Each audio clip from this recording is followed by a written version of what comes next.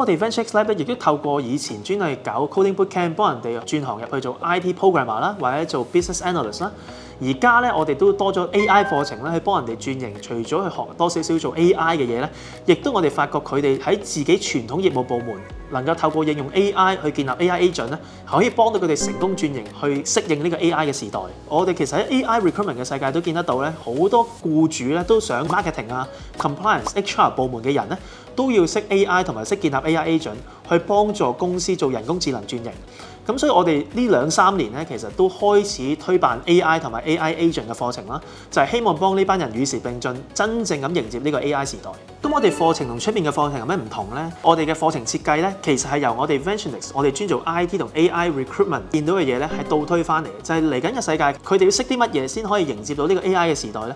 我哋係透過呢樣嘢嘅認知，去幫大眾去設計翻個課程。我哋嘅課程內容咧，亦都會跟住市場趨勢咧去快速更新嘅。究竟係點可以做到咧？就係第一，我哋嘅導師其實全部都來自業界啦，有真實嘅實戰經驗啦。第二啦，其實咧我哋就係小班教育，同埋每個學生咧透過我哋教嘅一個 framework，佢係做佢自己唔同嘅項目嘅。咁出面可能通常會教咧就係大家一定要用 Gmail 嘅，然之後你就一定係要係一張 CV 嚟嘅。然之後就大家一齊識一次，你就做到嗰個自動睇 CV 嘅 app 㗎啦。但係我哋真正做嘅咧係教你做一個屬於你自己嘅 project 嘅。咁即係話咧，你一個 HR 嘅同事，你就可以攞嚟做一個睇 CV app 啦。你一個會計嘅同事咧，可以攞嚟做一個睇收據嘅 app 啦。如果你係一個 customer service，你可以要嚟做一個自動化去處理案件嘅一個 apps 啦。咁第三啦，我哋唔係淨係教你去認識 AI 或者叫學 AI。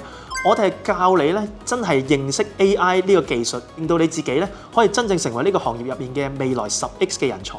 如果用具體嘅比喻咧，就係好似如果你出去整蛋糕，有一啲咧就可能話我俾晒預拌粉你，咁然之後咧就今日3個鐘咧就教你整個 cheesecake。但係其實咧，如果你過咗呢3個鐘，你1-2個禮拜後，你其實唔會再記得點樣整 cheesecake 㗎啦。其實即係冇學過。咁但係我哋咧係真係教你做蛋糕嘅技術嘅，即係咩意思咧？就係可能你用咗10堂或者12堂嘅時間去整一個 cheesecake，因為你學識咗整蛋糕嘅技術啦，你下次咧就可以整一個士多啤梨 cheesecake，令到你翻到公司可以翻到去用啦，同埋你出嚟揾工嘅時候咧可以寫落 CV。咁所以我哋目標好清晰嘅，令到你自己咧可以真正成為10X 嘅人才。